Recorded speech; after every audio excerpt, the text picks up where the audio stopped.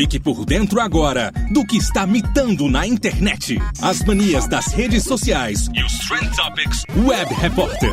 Conectado via rede digital. O Rádio é Notícia, com Arquimedes de Castro.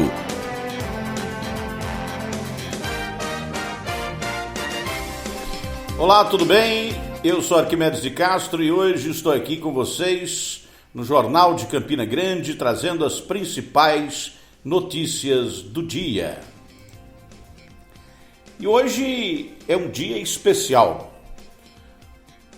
Há exatamente um ano, era uma quarta-feira, 11 de março de 2020, quando o diretor-geral da OMS, a Organização Mundial da Saúde, Tedros Adhanom, declarou que o que até então era considerada uma epidemia tinha a força de pandemia. Ao justificar a declaração, ele afirmou que os casos fora da China tinham se multiplicado por 13. É isso mesmo, meus caros ouvintes. Covid-19 completa um ano. O vírus já tinha se espalhado. Em Portugal já existiam casos. Mas só em março de 2020 é que a Organização Mundial da Saúde declarou a pandemia, praticamente 3 meses depois de ter anunciado o primeiro caso em Wuhan, na China. Tinham morrido pouco mais de 4 mil pessoas. Um ano depois, a Covid-19 já tirou mais de 2.600.000 vidas em todo o mundo. O Tedros Adhanom, o diretor-geral da Organização Mundial de Saúde, disse no dia 11 de março, há um ano atrás, que cabia a cada um dos países mudar o curso dessa pandemia, se detectarem casos, testarem, tratarem, isolarem, rastrearem e mobilizarem as pessoas na resposta. Disse o Tedros à época: estamos nisto juntos e precisamos fazer com calma aquilo que é necessário. Ele também já alertava para a necessidade de uma resposta mais agressiva. O representante da OMS para situações de emergência, o Mike Ryan, destacava que a utilização da palavra pandemia era meramente descritiva da situação e não alterava em nada aquilo que já estava sendo feito. A OMS alertava para os níveis alarmantes de propagação e gravidade do vírus e também para os níveis alarmantes da falta de ação. 2 países em particular preocupavam a OMS naquele momento: o Irã e a Itália. O número de mortes crescia de forma assustadora. O Mike Ryan avisava que outros países estariam muito em breve nessa situação, o que se confirmou. O novo coronavírus, que começou na China, se alastrou pelo mundo inteiro. Matou pessoas, superlotou hospitais, quebrou muitas vezes a solidariedade e a economia, paralisou a indústria e impediu aviões de levantar voo, fechou escolas e adiou ou cancelou eventos esportivos e espetáculos. Mudou a vida de todo mundo. Os últimos dados, neste 11 de março de 2021, precisamente um ano depois da declaração da pandemia pela OMS, indicam quase 120 milhões de pessoas infectadas pelo vírus e mais de 2 milhões de mortes. Esses são os tristes dados da pandemia do novo coronavírus. Vamos às manchetes dos principais portais de notícias do país.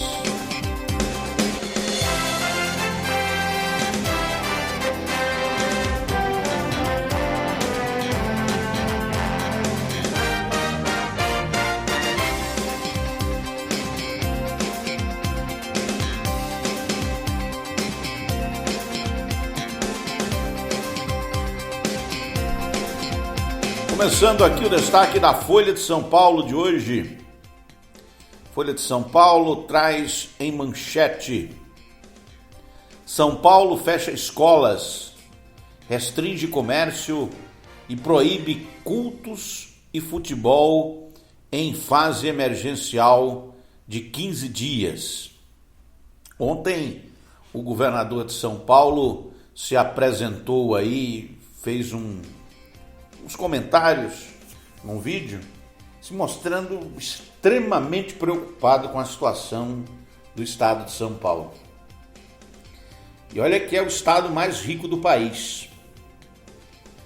Em Porto Alegre, no sul do país, Santa Catarina, a situação também está muito complicada, no Paraná também, hospitais lotados, em quase todo o país. Quase tem fila, né? A verdade é que já existe fila para as UTIs, filas grandes. E muita gente está morrendo na fila. A imprensa já começou a contar o número de pessoas que estão morrendo sem atendimento. Morrem precisando ir para a UTI, mas não tem UTI. E o grande paradigma nesse momento é o que fazer. Né? O que fazer para enfrentar o coronavírus? O que se fala, né, por aí, o que se recomenda é o isolamento social, é a vacinação. Mas, como é também sabido, existem aqueles que fazem propaganda contra o isolamento social e contra a vacina. Acham que existe um remédio, inventam, né? Um remédio que cura tudo e saem aí alardeando esse tipo de mentira. E essa pandemia nos traz para uma reflexão importante como sociedade. Porque a pandemia é uma doença social. A Covid é uma doença que pega cada pessoa. Você se infecta de Covid. Mas a pandemia é uma doença social. E grande parte dessas mortes que estão acontecendo ocorrem porque as pessoas estão mal informadas. Ou porque, mesmo com a informação necessária, decidem se expor, decidem transgredir as regras de segurança. E como está difícil, como está muito difícil. Porque quando se falava em quarentena há um ano atrás, já houve um susto muito grande. Mas se esperava que, com uma quarentena, houvesse como conter o vírus. Mas não aconteceu isso. Primeiro porque no Brasil a quarentena não aconteceu. Não houve isolamento social. E depois a coisa foi afrouxando durante o ano. E agora que a pandemia da gripe voltou numa nova onda, parece que pegou todo mundo de surpresa, né? Porque grande parte dos governantes, mal assessorados, mal informados, achavam que a pandemia havia acabado. Os prefeitos que assumiram o novo mandato estavam cheios de planos nas cabeças, né? Cheio de ideias de retomada. Não sei se você lembra da campanha eleitoral. Todos dizendo que ano que vem a gente vai botar para quebrar. Ano que vem vai ser show de bola. E aí? Estamos em março, 11 de março. Faz um ano que a OMS cantou a bola. E ainda estamos mergulhados nessa crise sanitária sem precedentes na história da humanidade. se não fosse o uso intensivo da tecnologia, os avanços científicos que ocorreram nos últimos anos, essa pandemia poderia se tornar um evento de extinção da nossa espécie. Porque o vírus pega e pega muito fácil. E agora, com as novas variantes, se tornou ainda mais agressivo. Ontem tivemos um recorde de mortes no Brasil. Mais de 2.200 pessoas morreram no intervalo de 24 horas. Ao mesmo tempo, o Brasil se tornou ontem o epicentro da pandemia do novo coronavírus no mundo. Temos o maior número de mortes por dia. E ainda há uma grande resistência, uma enorme resistência, nacional, estadual e municipal, para as medidas necessárias que poderiam evitar o avanço do contágio do novo coronavírus. Que ao contrário do que se pensava inicialmente, as pessoas não ficam imunes depois que são infectadas e sobrevivem ao vírus. Desenvolvem anticorpos, mas os anticorpos não são suficientes para obter imunidade e muitos dos que adoeceram adoecem de novo. E os que sobreviveram da primeira doença morrem na segunda, porque o organismo já está baqueado. E se você tirar porque é o mais importante agora são as mortes, mas se você disser, não, vamos tirar as mortes, vamos analisar só aqueles que se contaminaram e ficaram doentes. São milhões de pessoas doentes, lotando hospitais, incapacitadas de várias maneiras, mesmo depois que sobrevivem ao ataque viral mais agressivo. E hoje procurei outra pauta para conversar, mas não tem outra pauta. Nós estamos no olho do furacão. E até políticos, governadores, que negavam, que queriam passar uma imagem de que estavam no controle da situação, agora já admitem que não estão no controle. Um exemplo disso é o governador de São Paulo, João Dória. Disse que mudanças passam a valer no próximo sábado e ele afirmou que medidas impopulares visam evitar o colapso da saúde. O hospital do Brasil é São Paulo. Imagine um colapso no maior sistema de saúde do Brasil. Ninguém nunca imaginou que isso fosse possível, mas está acontecendo. Mortes cresceram 190% no sistema prisional entre os presos, segundo informa o Conselho Nacional de Justiça. Imagine estar preso numa cadeia, numa pandemia como essa, aonde não é possível absolutamente nenhum tipo de isolamento. O custo da Covid-19 é gigantesco, é enorme. E hoje, em todos os portais de notícias, em todos os jornais do país, essa é a única notícia que prevalece. Não há mais do que se falar. As festas, as comemorações ficaram para trás. E até a preocupação com a retomada econômica foi esquecida. Porque a doença mostrou para que veio, avançou.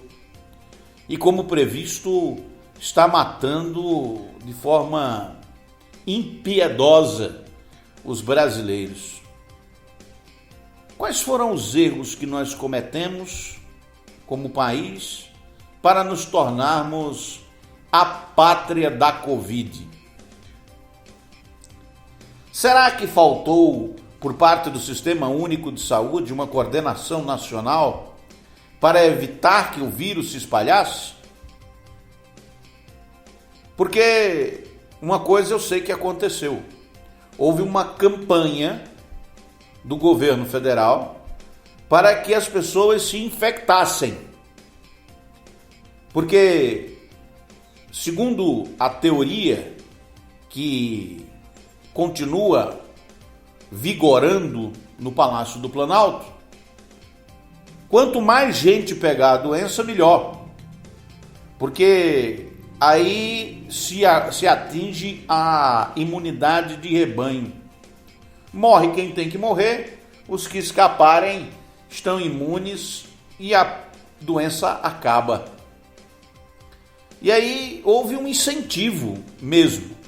Não use máscara, não precisa lavar a mão com álcool gel, não precisa haver isolamento social, voltem a trabalhar normalmente. Esse era o discurso e ainda é o discurso do Palácio do Planalto.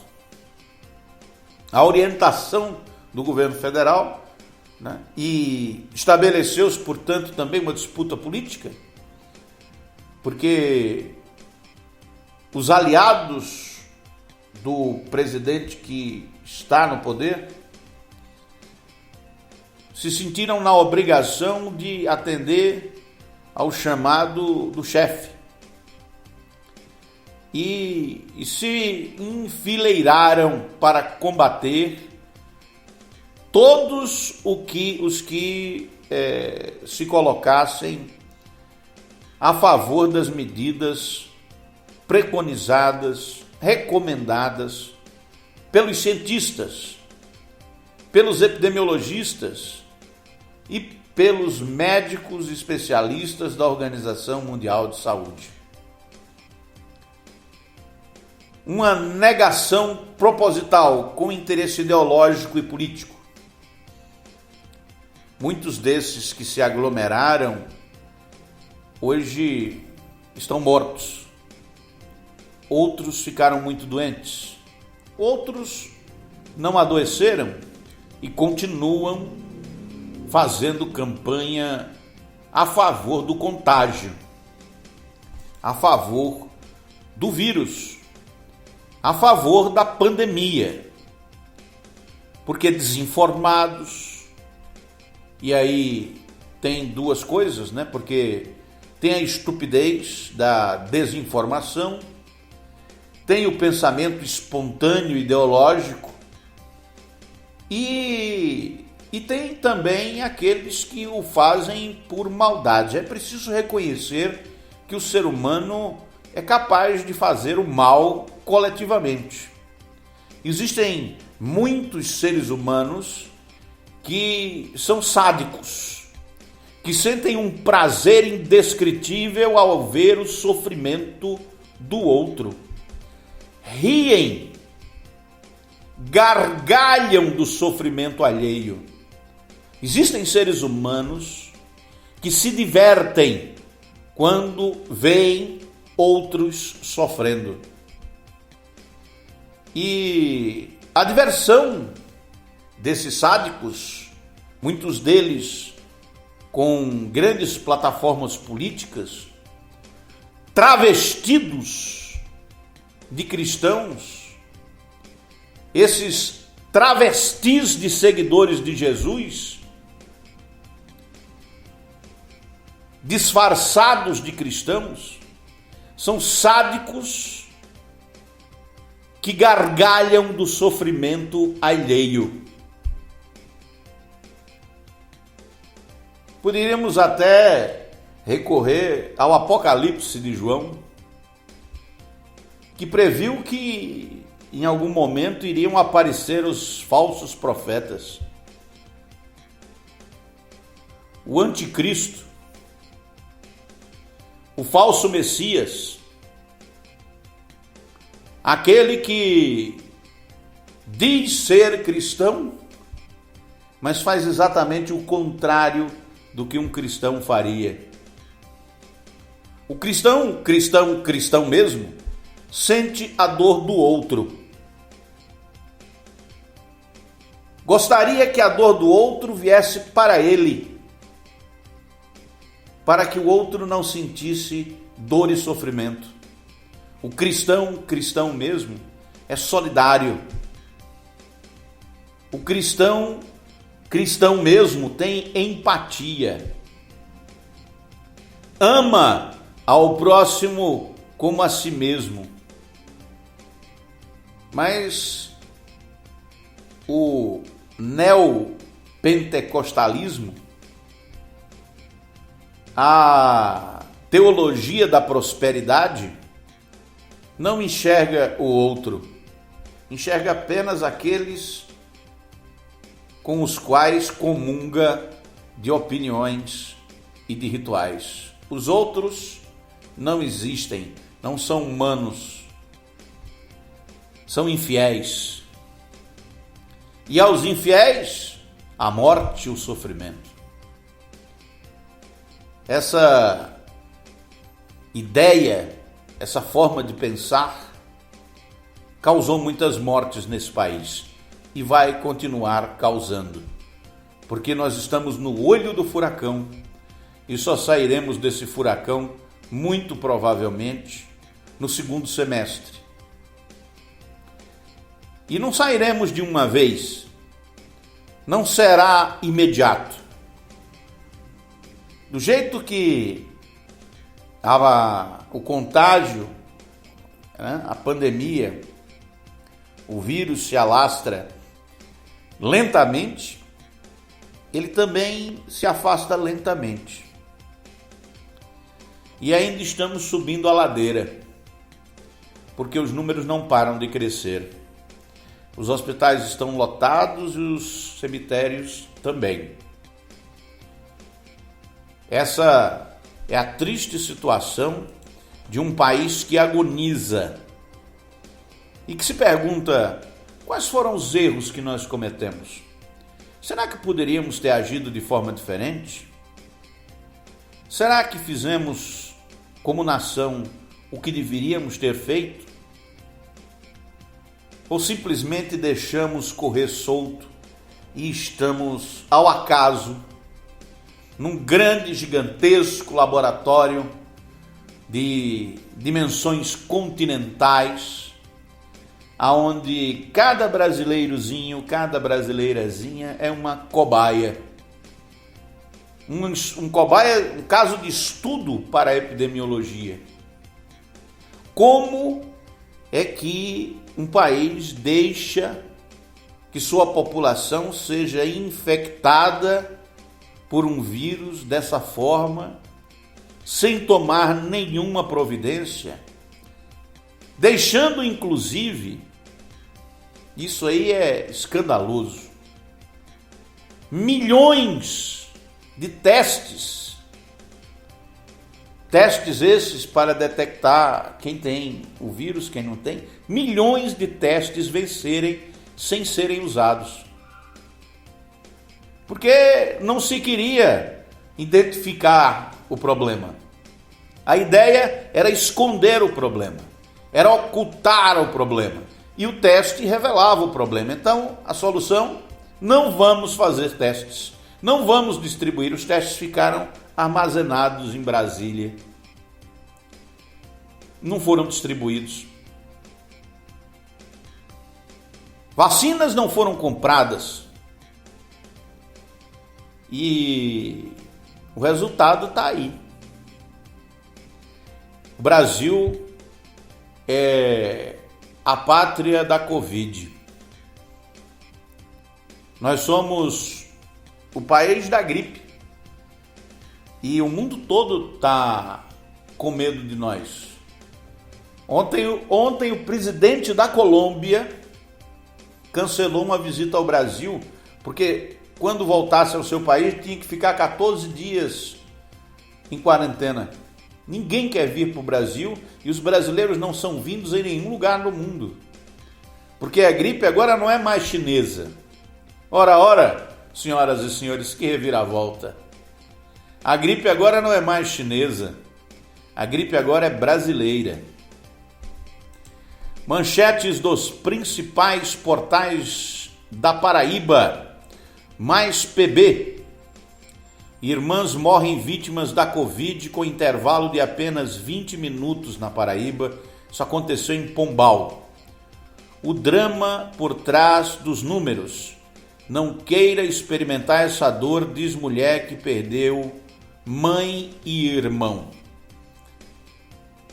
Prefeitura de João Pessoa altera horário do comércio e serviços. Pazuello reduz pela 5ª vez previsão de vacinas. O ministro da Saúde botaram um general para ser ministro da Saúde. Brilhante ideia. Um general, né? Temos uma epidemia. Vamos chamar um epidemiologista? Não.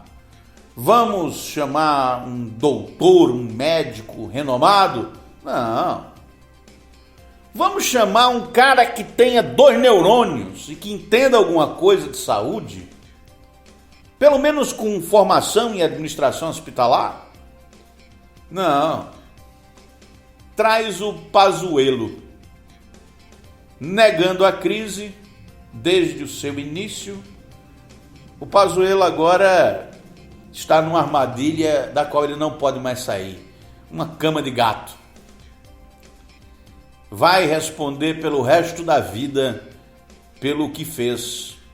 E o Supremo Tribunal Federal, a lei brasileira tarda, mas em algum momento a sentença sai.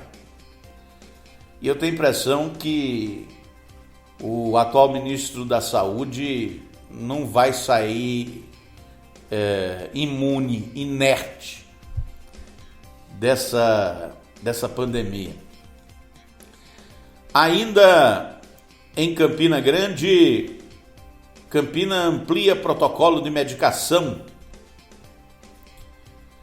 e o portal ainda traz: comércio e bares serão fechados no fim de semana nas medidas contra a Covid na Paraíba.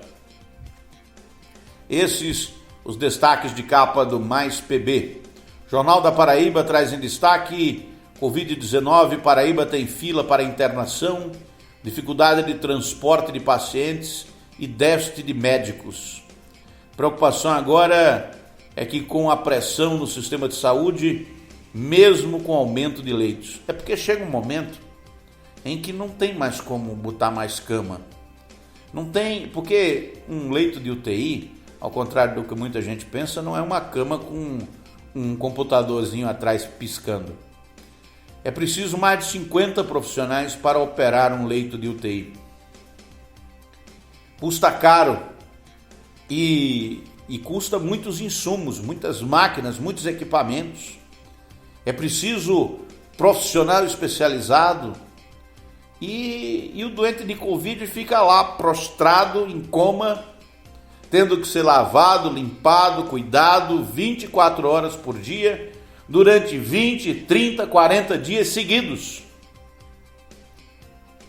Dá trabalho. E ainda no Jornal da Paraíba, Prefeitura de Campina Grande prorroga prazo para pagamento do IPTU com desconto. Prorrogação para arrecadação aí do Imposto Predial e Territorial Urbano da cidade de Campina Grande. PRF, a Polícia Rodoviária Federal, realiza leilão virtual de veículos recolhidos em João Pessoa e Campina Grande hoje. Justiça condena Samuca Duarte por improbidade em acúmulo de cargos. Souza quer jogos só à tarde no Paraibano e cita inverno rigoroso no sertão. Esses os destaques de capa do Jornal da Paraíba.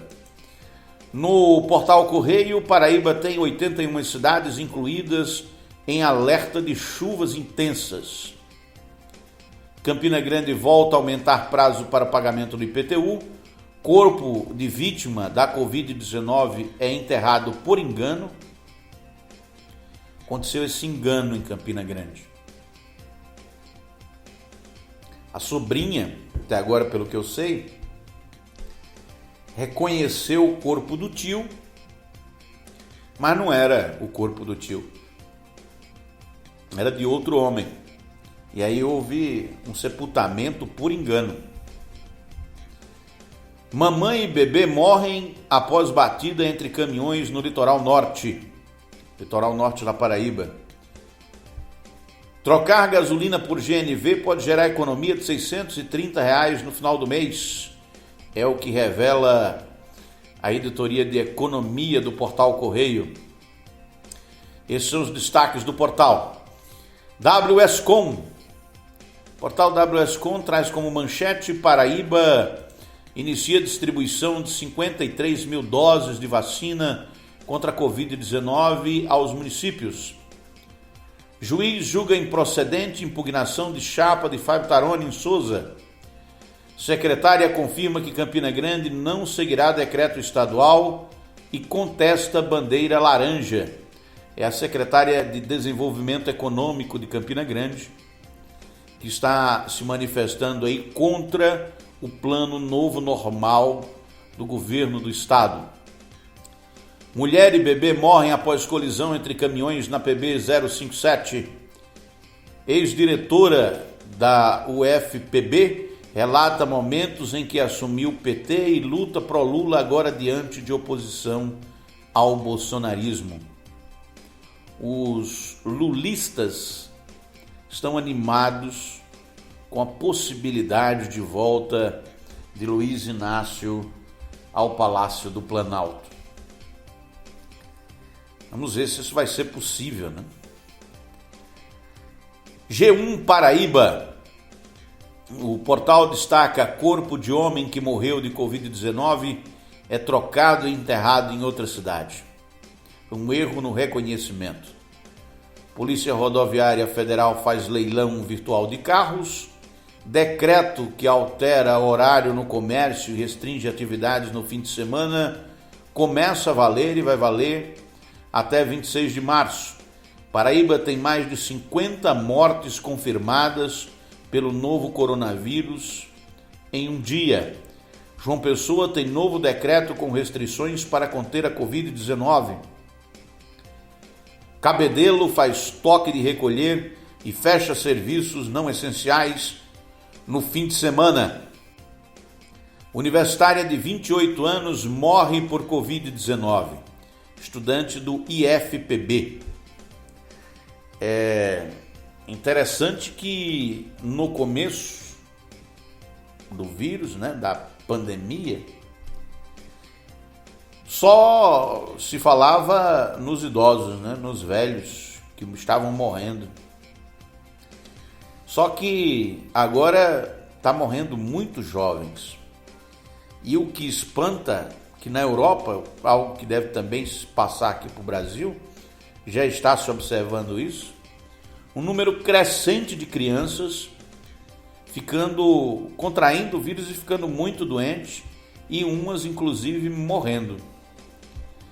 São dados assustadores que mostram que a doença está avançando dentro da sociedade e o vírus está cada vez mais agressivo, se tornando cada vez mais capaz de contagiar, cada vez mais capaz de se instalar no organismo e de provocar todos os prejuízos ao organismo que provoca a Covid-19. Esses são os destaques de capa do G1. No Paraíba Online, portal de notícias aqui de Campina Grande, governador da Paraíba, abre aspas, estamos vivendo hoje o pior momento da pandemia, por causa do recorde de mortes, é o que diz o governador da Paraíba. Em A Parte, coluna do Arimatea Souza, Bruno reage à ofensiva do Estado. Cícero com representatividade nacional. Câmara Federal encerra a votação da PEC emergencial desidratada. Covid-19, Pazuello nega ao Congresso atraso em cronograma de vacinação. Cidade paraibana diverge de decreto estadual e mantém atividades religiosas presenciais. Muito se fala de pessoas que contraem o vírus nos bares, nas festas, nos restaurantes. Mas as celebrações religiosas são a mesma coisa de estar num bar, de estar numa balada. É a mesma coisa. Porque numa festa, as pessoas estão lá falando, cantando, se divertindo, se pegando, se tocando. Mesma coisa acontece num culto, né? As pessoas estão cantando numa igreja, estão orando, rezando, estão próximas uma das outras, estão se tocando, estão usando o mesmo ambiente, o mesmo local, o mesmo aonde respiram, né? Estão respirando o mesmo ar em um local fechado. Portanto, não basta fechar bares e proibir baladas, é também necessário proibir as celebrações, por mais doloroso que isso possa ser para os fiéis. Essa é uma opinião científica, não se trata aqui de uma questão de apenas dar um pitaco. É uma opinião científica, mas algumas pessoas preferem ignorar isso e mantém, como esse prefeito, né, que manteve aí as celebrações.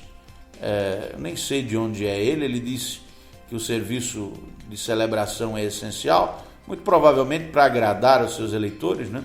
É o Vitor Hugo de Cabedelo. Paraíba Rádio Blog, o blog do Tiago Moraes, traz em destaque: Prefeitura Municipal de João Pessoa publica novo decreto e amplia restrições com o intuito de reduzir contaminações pela Covid. Rui preside comitê que fiscaliza obras inacabadas no Brasil visando o combate à corrupção. Unimed de João Pessoa oferece condições especiais para os clientes colocarem mensalidades em dia. Esses os destaques de capa do Paraíba Rádio Blog. No blog do Max Silva, o destaque é que a Paraíba registra 37 mortes por Covid-19 nas últimas 24 horas. Câmara Municipal de Campina Grande aprova autorização para a Prefeitura comprar vacinas contra a Covid. Senado aprova medida provisória que aumenta a margem do consignado para aposentados. Esses os destaques de capa do blog do Max Silva. No blog do Márcio Rangel, o destaque é para o concurso do IBGE, que abre inscrições nesta quinta para 154 vagas na Paraíba, com salários de até R$ 3.100. Polícia Civil prende 2 e apreende 40 quilos de maconha em Sapé. Com estados em colapso por Covid, Pazuello diz que o sistema de saúde não colapsou nem vai colapsar. Como se sabe, é o que ele deseja, né? Mas a gente também sabe que o ministro da Saúde não sabe nada do que está dizendo. O colapso já aconteceu e ele ainda está dizendo que não vai acontecer. Ele está, digamos assim, atrasado, desinformado, mal assessorado e possivelmente incompetente para o cargo. Eduardo Bolsonaro rebate críticas por não usar máscara. Esse pessoal coloca umas coisas nas declarações públicas que é uma novidade, né? Porque eles se dizem cristãos, se dizem puros, se dizem conservadores. Aí olha o que o deputado Eduardo diz: enfia no rabo a máscara. E é um conservador. Eu acho que não. Acho que ele gostaria de ser conservador, mas não é. Ele gostaria de ser cristão, mas não é. E dizer o que está dizendo no meio da pandemia, no meio de uma situação como essa, para um homem público, é algo absolutamente, pode ser filho de quem for. É inaceitável. Um cidadão como esse não poderia estar ocupando o cargo que ocupa. Envergonha o Congresso, envergonha o Parlamento. Não se dá o respeito. Esse É evidente, é filho do presidente, mas é a realidade. Destaque do site Realidade PB. Recorde. Brasil registra 2.286 mortes por Covid-19 nas últimas 24 horas. Os dados se referem ao dia de ontem, que os dados de hoje, do dia 11 de março, ainda não foram consolidados, serão às 18 horas, mas deve trazer um número alto, porque a situação não está fácil não. Tem gente morrendo na fila da UTI. Não sigam nenhuma ordem imbecil do presidente da República, diz Lula. Comércio e shopping serão fechados nos fins de semana em municípios paraibanos com bandeiras laranja e vermelha. Esse plano novo normal, que foi lançado no ano passado, ele foi desenvolvido pela Universidade Federal da Paraíba, com o objetivo de criar parâmetros para as medidas de isolamento. E desde o começo que foi criado, ele gerou uma série de descontentamentos, porque os prefeitos querem tomar as medidas de acordo com a própria conveniência local.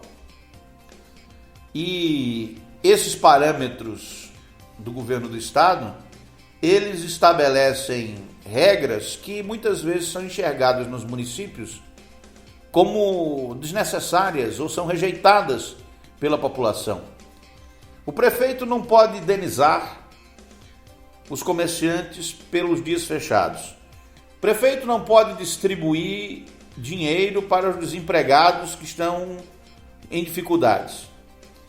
O prefeito não pode distribuir dinheiro para as pessoas que trabalham como ambulantes e aqueles comerciantes pequenos que apuram